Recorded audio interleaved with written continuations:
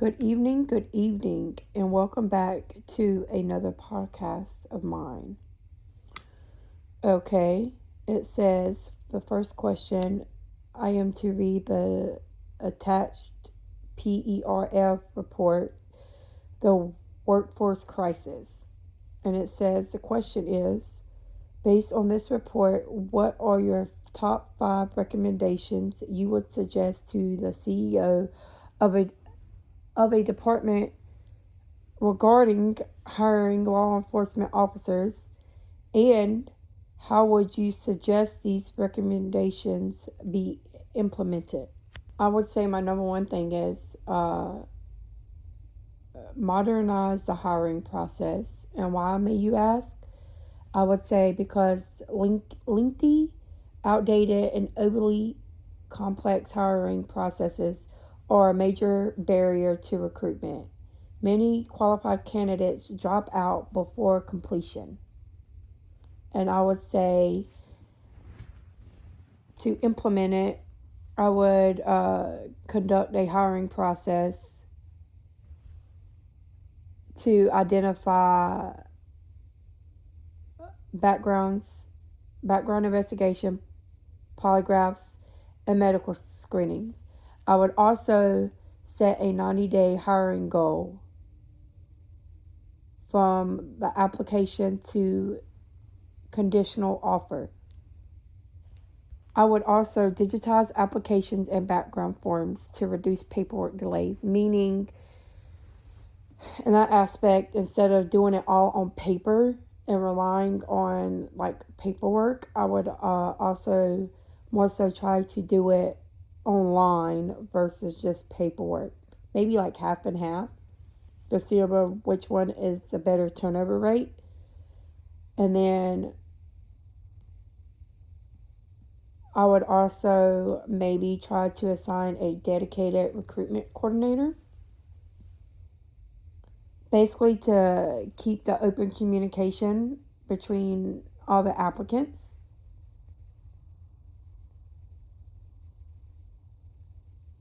And maybe do like different job offers earlier in the cadets process to make sure, hopefully, that you could secure as much candidates as possible. And then my second one, I would say expand your recruitment efforts, because the outdated ways are just not cutting it anymore, specifically like job fairs and word of mouth. I feel like a lot of agencies have to compete for their officers. And how I would implement it is one, I would definitely use social media. Maybe like make testimony videos.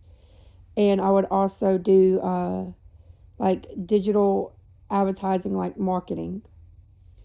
And I would try to aim that more so towards our youth, like our younger people, like the youth of the community. Um, I would also maybe do a recruitment program. In that aspect, I would select the highest performing officers to be in that. And then I would also do incentives to current employees and future employees. Can't forget about the future ones. And then maybe I would also um, try to partner with the local high schools and maybe even the colleges to create maybe a internship, like a cadet internship program. I would also, within the campaign, like the digital advertising, I would highlight the purpose, the different career growths that you could have, because in law enforcement there's always different paths that you can travel. the benefits and the impact that you can have within the different communities that you work in. I would also say I would want to improve the compensation, benefits, and the work life balance between an officer and a, you know, not being on the job. Because I feel like agencies are just not competing with one another, they also could be competing with like private agencies, if that makes sense. And I feel like you have to have some type of different type of compensations, incentives, and more importantly, flexibility. And different ways I would implement that is I would explore more of the flexible scheduling options. Um, and see where, be more flexible, especially with single parents. Um, if they need to, like, do such and such, and whatever the case may be, I feel like maybe we could be more flexible with that. I would also implement maybe some hiring bonuses, or like I said before, this different incentives. I would also uh, try my best to do housing incentives, child care assistance. I feel like if we put that in there, I think that would draw a crowd, especially for the single parents. Not even just for the single parents, but for the parents that have like the mom and dad, but are both cops. I feel like that would be a uh, a very good thing to have when trying to draw in different candidates for becoming a police officer at the agency that you are wanting to do at. Prioritize Another thing I would do is prioritize officers' wellness, like their well being, mental health, or whatever. I say that because burnt out and negative perceptions of leaderships and just being low on officers, and other officers have to put in the extra work is is not good. We should always prioritize our officers' well-being, because if they're not at 100% and they're out on the job, we are not going to get 100%, if that makes sense. I would offer mental health services, different support teams, and even uh, free counseling sessions if needed. Um, I would also want our officers to feel like it is normal to be able to go to their leadership, like the higher ranks, if they are having some mental health issues, to be able to either message or talk to them about it. I would, in the fifth and final one, I would broaden the application pool and rethink within the workforce. Okay, and what I would do to implement that is I would reevaluate the people that were disqualified. For example, for maybe minor past marijuana use or credit card issues or whatever the case may be that was so minor but it disqualified them, that shouldn't have. Or even develop some civilian roles for non enforcement duties. Like, you have traffic control, for example. For some schools, they have like the crosswalks, and you have those people that do that. Or, like I spoke earlier, have cadet programs that could eventually turn into long term officers that go through the BLET program or whatever the case may be. And for the second part of this podcast,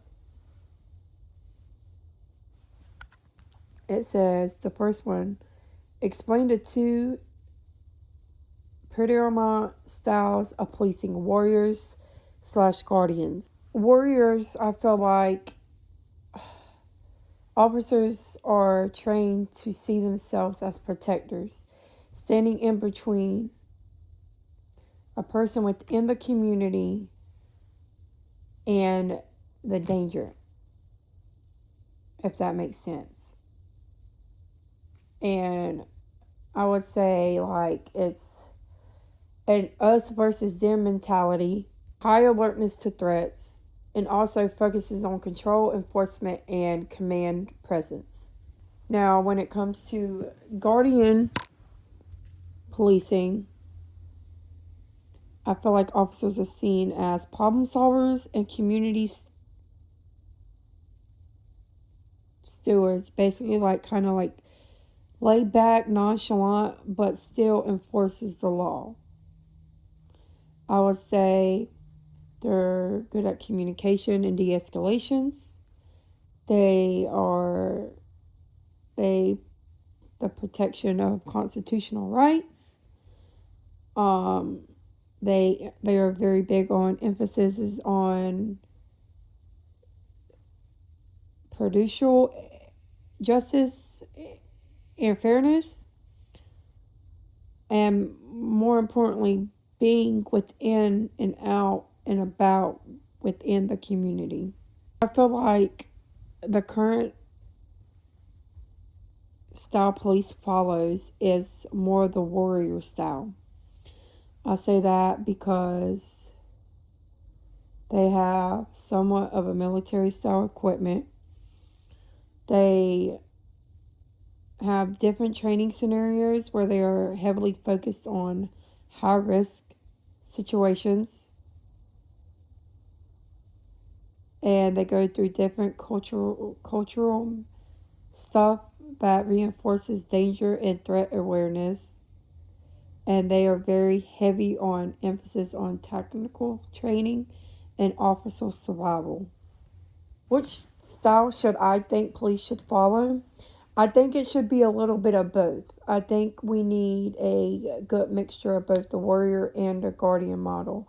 While the warrior model is more of like, and don't get me wrong when I say this, because the guardian model enforces the law, but I feel like the warrior model is like down to the book, down to the T. This is what we're going to do. This is what the law says. We're not going to be lenient. We're here to protect and serve, and that's it. And go home, basically. Okay. Um, I I think, like, because research shows that if there's public trust, it will like increase the flow between within the community and law enforcement. Um, and most of the time, when they're like in the guardian flow of things, I would say most service calls are non-violent and non-combative. I feel like that is the key, and that is what a lot of people are looking for. And it also, when you have the guardian mindset, it reduces unnecessary escalations or and the use of force between an officer and a civilian. But officers also got to keep in mind, in the back of their mind, that they must be able to flip a switch like that if need be, if the threat is that severe. But I feel like officers should be able to put on a face where they're not seen as a threat. Oh, like, oh, the police are here. Oh no, they're going to shoot me. Or oh no, they're going to kill me. Or oh no, they're going to use so much force and I'm going to be put in the hospital. Officers should not be seen as that. They should be able to be seen as, hey, they're here, but they're not going to hurt me mentality, if that makes sense. As I was kind of just touching on this, I feel like, yes, both officers should have to be able to maintain both of these roles, because you need an officer that can flip a switch just like that. That needs to be able to protect not just themselves but others from danger.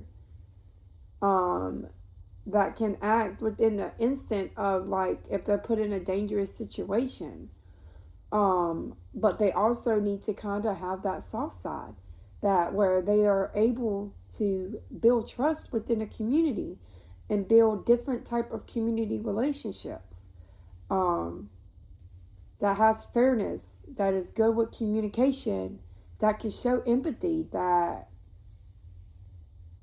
has good de-escalation skills.